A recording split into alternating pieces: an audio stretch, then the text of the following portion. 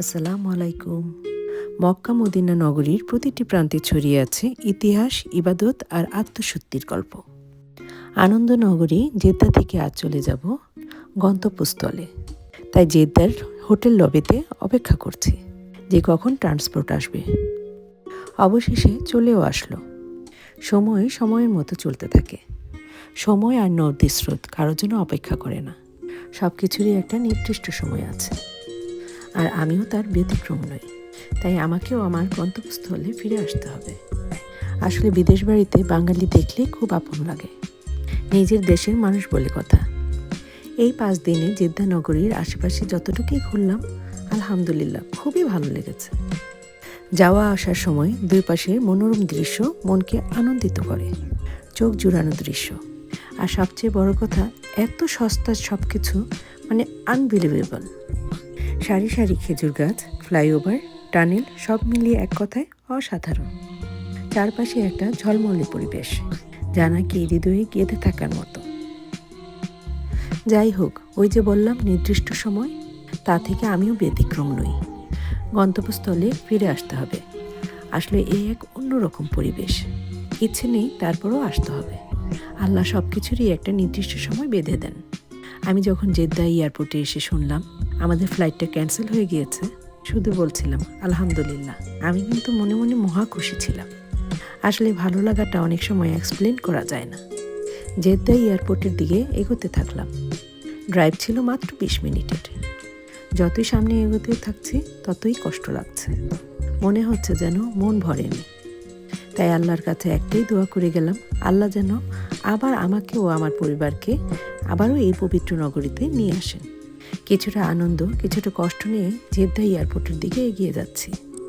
আমি আমার সকল পরিচিত অপরিচিতর জন্য একটি দোয়া করেছি যে আল্লাহ যেন এই ইহকালে সবাইকে এই পবিত্র নগরীতে আসার সুযোগ দান করেন এবং এই সৌন্দর্য দেখার অনুমতি দান করেন। আমিন। অবশেষে পৌঁছে গেলাম জেদ্দা এয়ারপোর্ট। আমার সাথে আপনারাও দেখতে থাকুন।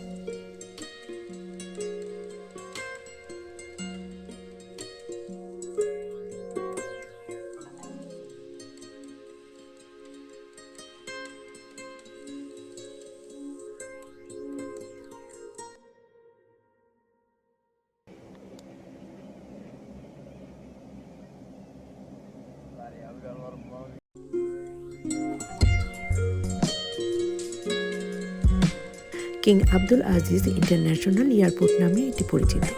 এটি বিশ্বব্যাপী হজ ও ওমরা যাত্রীদের প্রধান এন্ট্রান্স হিসেবেও পরিচিত। এই এয়ারপোর্টটি রুফ এনক্লোজড যুক্ত terminal, duty free shop, restaurant, lounge এবং আধুনিক সুযোগ সুবিধা, প্রেয়ার রুম এবং হোটেলও রয়েছে। আমরা সময়ের একটু আগেই এয়ারপোর্টে পৌঁছে গিয়েছিলাম। আপনারা আমার সাথেই থাকুন, আমি অন্যান্য কাজগুলি করে আসছি। মাটন খাবসাটা এতই মজা ছিল যে আসার সময় নিয়ে আসছিলাম, তাই সবাই খেয়ে নিলাম। মক্কা মদিনাতে সবকিছুর দাম একটু চড়া হলেও জেদ্দাতে একদমই পানির দরে সবকিছু।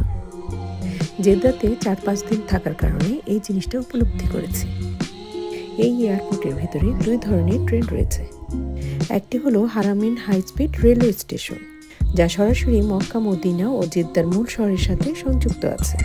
আর অন্যটি হলো টার্মিনালের ভেতরে, যা যাত্রীদের যাতায়াতের জন্য অটোপোল মুভ বা যাকে বলে শাটল ট্রেন। আর এর মাধ্যমে আমরা অন্য একটা টার্মিনালে চলে যাব। আপনারা আমার সাথেই থাকুন।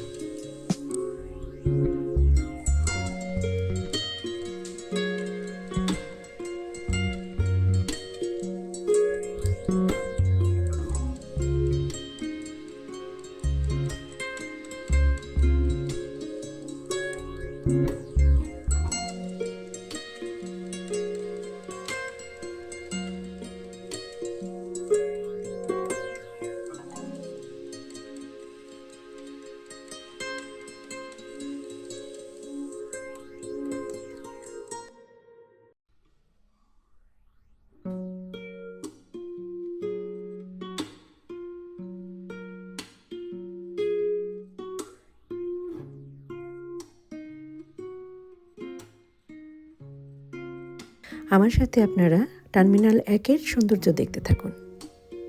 এক কথায় বলতে গেলে টার্মিনাল 1-এর সৌন্দর্য অপূর্ব। বিশাল এই টার্মিনালের ভিতরে রয়েছে সবুজ বাগান এবং উঁচু অ্যাকোরিয়াম, যা যাত্রীদের মনকে শান্ত করে দেয়।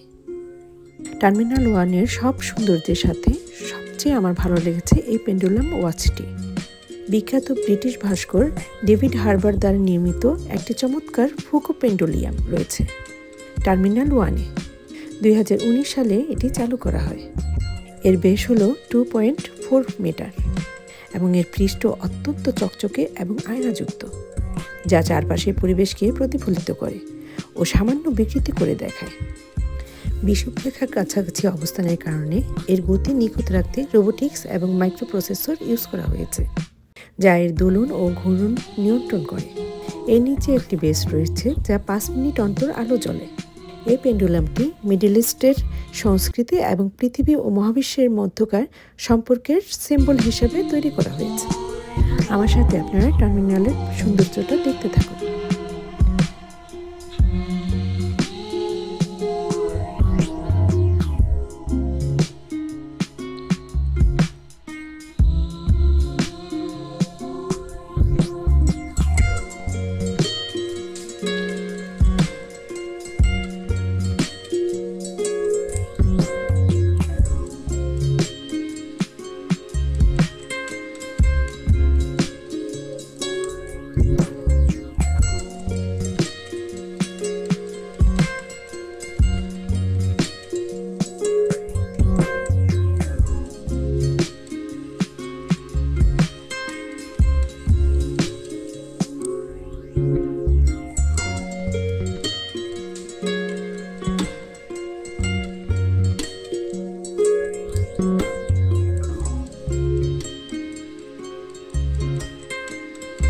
আলহামদুলিল্লাহ, অবশেষে প্লেনে বসে গেলাম।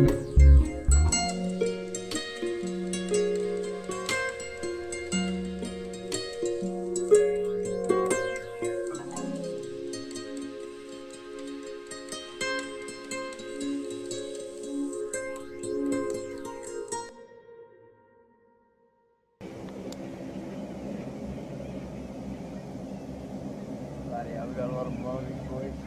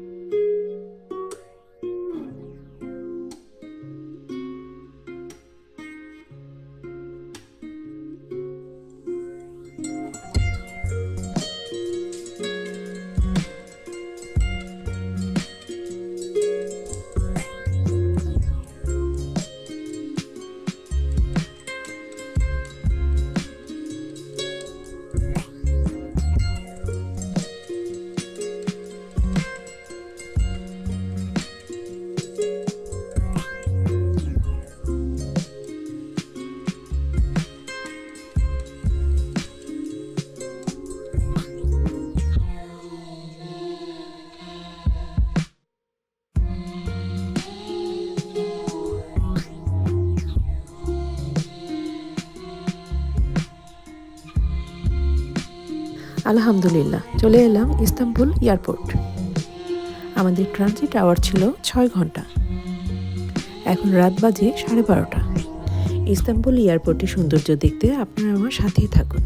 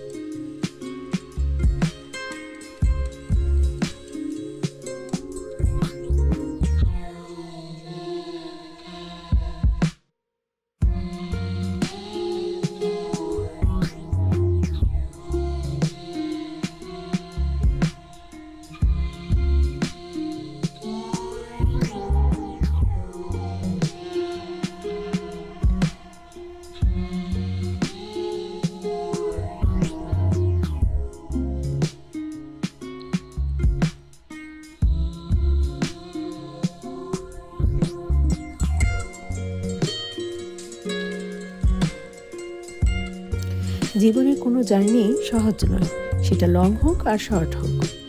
প্রতিটা জার্নিতেই অনেক স্টোরি থাকে। লং জার্নি, সেই সাথে টায়ার্ডনেস, সব মিলিয়ে আসলে এতটাই টায়ার্ড ছিলাম যে মোস্ট অফ দ্য টাইম ঘুমিয়েছিলাম।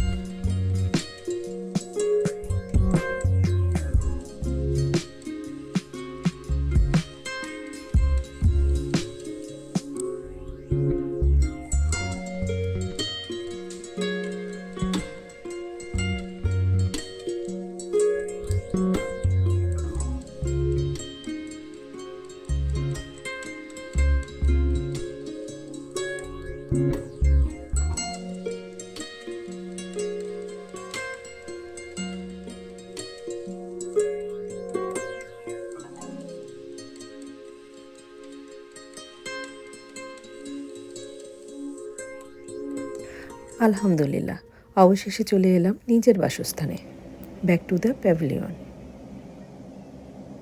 খুবই বৃষ্টি হচ্ছে, আলহামদুলিল্লাহ বৃষ্টির জন্য। এই বৃষ্টির সময় একটাই দোয়া করলাম, আল্লাহ তুমি সবাইকে ন্যাক হায়াত দান করো এবং হেদায়েত করো, সেই সাথে আমাকেও।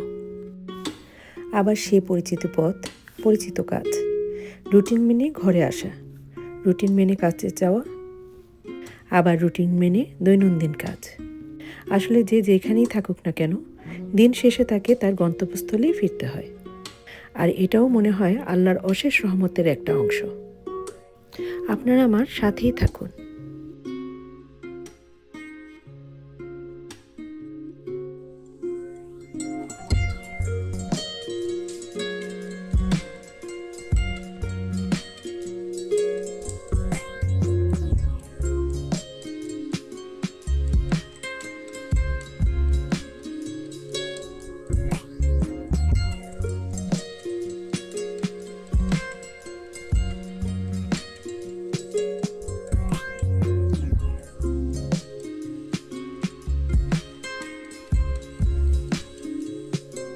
দেশ ও বিদেশ যে যেখান থেকে আমার এই ভিডিওটি দেখছেন, সবাইকে জানাচ্ছি আন্তরিক শুভেচ্ছা। সবার কাছে একটাই অনুরোধ থাকবে, যদি আপনাদের কাছে আমার ব্লগটি ভালো লাগে তাহলে অবশ্যই সাবস্ক্রাইব করে পাশেই থাকবেন। লাইক এবং কমেন্ট করুন, কারণ আপনাদের একটা লাইক এবং কমেন্ট আমাকে অনেক উৎসাহিত করে পরবর্তী ভিডিওটা তৈরি করতে। যে যেখানেই আছেন ভালো থাকুন, সুস্থ থাকুন। আর আমার সাথে এতক্ষণ থাকার জন্য অসংখ্য অসংখ্য অসংখ্য ধন্যবাদ।